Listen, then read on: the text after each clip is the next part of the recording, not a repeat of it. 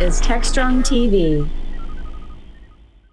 Hi, I'm Bonnie Schneider for TechStrong TV. Joining me now is Christina Shim, Vice President and Global Head of Product Management and Strategy at IBM Sustainability Software. Christina's global experience and innovative approach have been instrumental in driving IBM's sustainability efforts. Today, she's here to share how IBM leverages AI and data to fuel smarter and more sustainable decisions for organizations worldwide. Christina, it is a pleasure to have you here. Thank you so much, Bonnie. Great to be here. Well, can you share more about your background in innovation and sustainability that led you to your current role at IBM? Yeah, absolutely. So interestingly, my background is more in management consulting at the intersection of technology, impact, and strategy. And I say impact deliberately because I think the idea of sustainability has really become popular in the last, let's say, 5 to 10 years. Before that, organizations were thinking about impact a little bit differently. But increasingly kind of continue to focus more and more on the technology and impact side and that intersection. And most recently stood up a sustainability and ESG consulting practice at a global impact firm called Palladium. And they do a lot of impact projects from all around the world, mostly with different governments. So say like reforestation project in Brazil or building a public health clinic in India, increasingly wanted to ensure that private capital and corporations were also part of this mission and thinking about this from a corporate citizenship perspective. So with that, I transitioned and last year joined IBM as the head of sustainability and strategy for our sustainability software division. And this year took over for product management as well. And so it's been an interesting journey, across different functions, but at the end of the day, really focused on this intersection, as I mentioned, of technology, growth, innovation, and impact, and how we can, make a difference in our world with the technology and business that we are all running.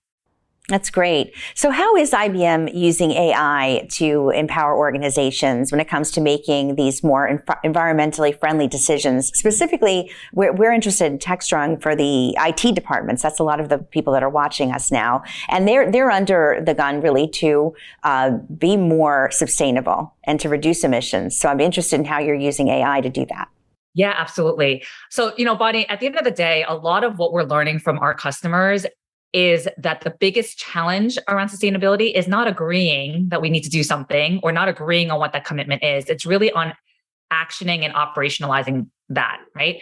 And how do you do that? The issue is that the data that's needed to actually understand what's going on within your business and within the core of your business operations, and then actually put that into action to achieve your goals is very difficult to manage. We're talking about, if you think about, sustainability more broadly, right? You think about all of the different facets. So all of your buildings and what you're doing there, and all of your metering and your bills and electricity, all of your data centers, everything that's happening in your supply chain, everything that's happening in your factories and your facilities, how, weather operations affects and impacts your operations, right? I mean, these are all things that are happening real time today for all enterprises and organizations.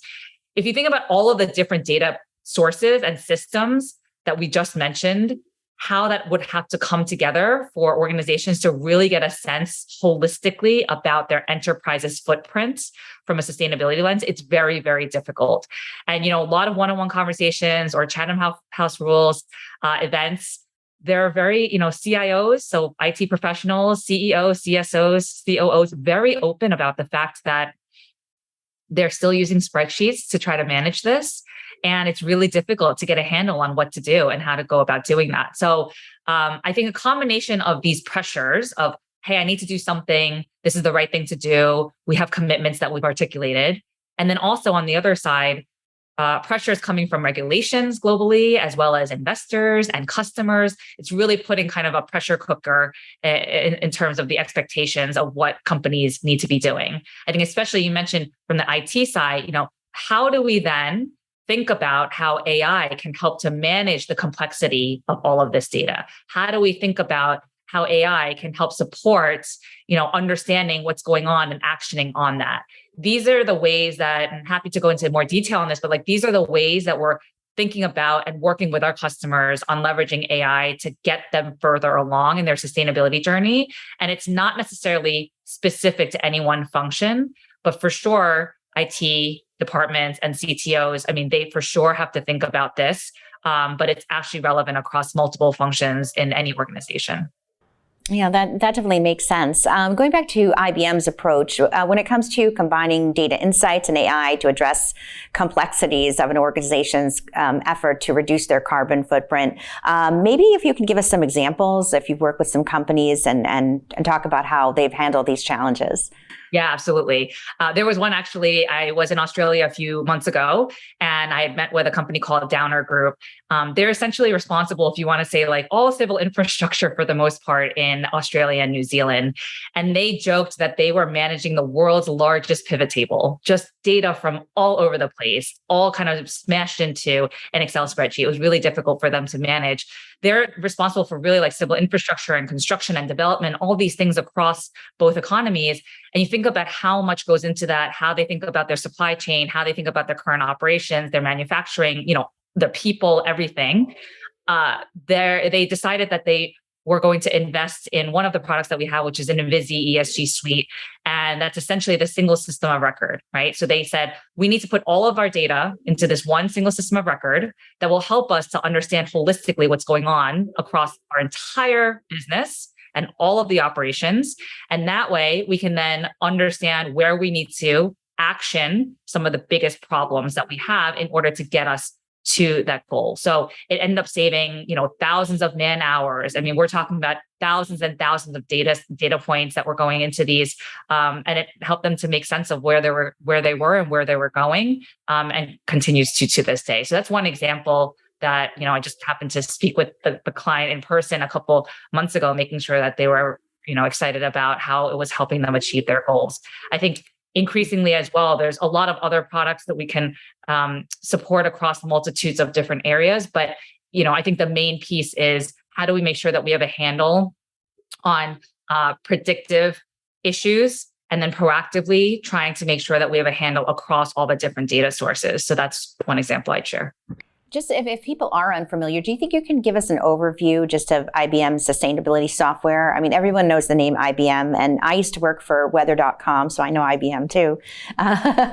So I know you have great weather data, but maybe you can talk about some of the newest generations of your sustainability software, if someone's unfamiliar with it, what you're offering now. Yeah, absolutely. So it's quite a comprehensive group of solutions, right? I'll actually start with, we talk about the single system of record, making sure that we understand how to manage around data and weather. And actually the weather company that you were just mentioning. So the weather company, we actually created an environmental intelligence suite to help support around weather and climate related risks, right? So working with airports and figuring out how to manage their operations, thinking about, actually these are real-time examples, thinking about insurance companies and mortgage lenders and how they think about even lending out, or how they think about, what it means for the portfolio of companies that they're going to be insuring and what that means, right? In California and Florida and all these places where there's a lot of issues with wildfire and flood and all of that. So we have those products. We have a product called Maximo that's focused on, physical assets and asset management. So in enterprises like factories or manufacturing floors around predictive maintenance, monitoring and health, and helping to support around, civil infrastructure. We have one called Tririga, which helps with commercial real estate and building efficiencies. We have Turbonomic, which helps around data centers and what that means for data center efficiency and load rebalancing and optimization. And we have a few on the supply chain side that helps with like inventory management, with traceability and tracking across supply chain so that you don't have child labor as part of your supply chain. You also can measure your scope 3 emissions as part of your supply chain and really understanding end to end what's happening in your business in that regard. So across all of these different products, and we have, several more, but these are kind of the core ones where we are making sure that there's integrations between and also, addressing different operational goals that organizations have so that they can really get, and I joke, it's kind of the non-sexy stuff, but really like get into the weeds on how to action the sustainability commitments that the organization has made. And at the end of the day, Bonnie, this is just good business, right? So what business function doesn't want to have more efficiencies and optimize their costs and optimize, reducing their waste and emissions? I mean, this is all things that are, yes, good for sustainability, also really good for the business and good for the executives, and increasingly have compensation that's tied to sustainability goals as well. Christina, in the era of data-driven decisions, what are some general tips that you might have for IT practitioners that are looking to reduce their carbon emissions? Mm-hmm. I think it's really important that people recognize that they're probably somewhere already on the journey. So I think a lot of people have a paralysis. They get nervous about I don't even know where to start.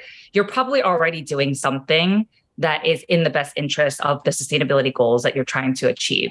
So I would say first, get a handle on your data, understand exactly where the data is, and make sure that you are able to address that towards the gap of reaching particular goals that the corporation or organization has articulated and committed to. And then as it relates specifically to the function, what are some of the technologies that can come in to help address those gaps? So this is not, I think one of the things, the challenges is that this is not, one function by function directive. This is across the entire enterprise. So for IT professionals, it's very important that they are also working with their counterparts in, finance and supply chain and et cetera, to make sure that they have a holistic view on what's needed and what technology is going to help them to achieve the goals that they're trying to achieve. So start with understanding the goals that are necessary, the outcome that you're trying to achieve. Make sure you have the data understanding of what you need, and then identify the ones that you might need to understand a little better. Make sure you have the right technology to help to enable both the gathering of the data as well as the aggregation of the data and the analytics on the data, the reporting of the data, all of the things that the data will help you to achieve. And then most importantly, then that you're working with each of the different functions to action based on what you're learning from that data and from the technology that you're using. That's great. And, we talked a little bit about the IBM software and sustainability products, but just to recap, is there maybe one particular facet that you're particularly excited about? Yeah, I think, look, everybody right now is talking about AI, and I think AI is amazingly effective in terms of accelerating the goals. All of this, though, technology is an enabler. It's not the answer to everything. And I do think that it's an incredible enabler. We're only going to be able to get to where we need to get to by leveraging technology. So for all of your viewers who are IT professionals, but also for everybody else, technology affects each one of us every day. And I think with the advent of how we're thinking about AI and embedding that as part of our solutions towards, climate change and climate risk, how we're thinking about day-to-day sustainability initiatives, and importantly, our business imperatives and initiatives. I think that that's, really exciting. We're in an exciting time right now where we're seeing what's happening in the world. We know that there's a lot that we need to do to try to mitigate climate change and climate risk. And we have the technology at our disposal to do that. We need to just make sure that we're starting to adopt it and move faster in that direction. And that's interesting because one of the next question I was going to ask you is about global regulations. Like, it depends where you are, the US, ESG, and then in the EU, there's new standards that are coming out. So how do you stay on top of all of that and make sure that your tools are able to serve this changing situation of what sustainable software solutions needs to be to assist your clients? Yeah, it's not easy. We have folks that are full-time following the landscape. And, it's partly folks that are focused on what the products need to do. It's also internal to IBM. We have folks on our finance department. We have folks in our regulations and legal department, our public policy department, our environmental affairs department. So many people across various functions that are following all the regulations to make sure that we are kept abreast of what's going on and what the implications are. We do the same thing on the product side to make sure, with the Envisi product, for example, we are able to support all of the existing frameworks around there, but the regulations continue to change, as you're mentioning. So it really depends on what that regulation is that's coming in. CSRD is a really big one that is affecting everything in the EU. You're right, there are more that are coming out in the US. There was one that was passed, in the last several months around human rights in Germany and in Mexico and kind of all over. So it's exciting. It's also challenging. It's a great opportunity. I personally think that it's necessary. We need to make sure that we do have compliance against these, because it's the only way that will help to accelerate this even further in terms of corporate citizenship and what folks are responsible for. But it's definitely, ever changing and evolving landscape, and we're keeping on top of it as best as we can. And what are the future trends that you see at the intersection of sustainability and technology? And, from your perspective in this field, and also for IBM, where do you see all of this going? Yeah, I mean, there's a few things. So one is I hope, and I joke with my friends who are chief sustainability officers, but I hope in 5 to 10 years, there's no such thing as a chief sustainability officer. I hope that that means that the embedding of what this means is really truly within each of the different functional areas. And therefore, that each of those different functional areas has a technology that they need to be able to elicit the insights for their businesses. I also think I mentioned earlier on the intersection between AI and sustainability and how important that's going to be. One of the things that we talked about the large language models and how important that will be, but we also, forget sometimes that there are other ways of thinking about AI. And so IBM is investing in foundation models more broadly. One example of that is we're working with NASA and we're using all of their geospatial data to better understand how and what the ramifications are of extreme weather and long-term climate change to businesses, to suppliers, to organizations more broadly. So I think there's a lot of opportunity here on the technology side as it relates to sustainability. But I think those are kind of the, more broadly, some trends that I see. And I think that it will accelerate even further going forward. That sounds great. Well, it was a pleasure having you on, Christina. Christina Shim, Vice President and Global Head of Product Management and Strategy at IBM Sustainability Software. Christina, thanks for all this information. And it was, I think our viewers will find your comments very insightful. Thank you. Thank you very much. Great to be here. Bye. All right. Well, stay with us on TechStrong TV. We're going to have a lot more after this.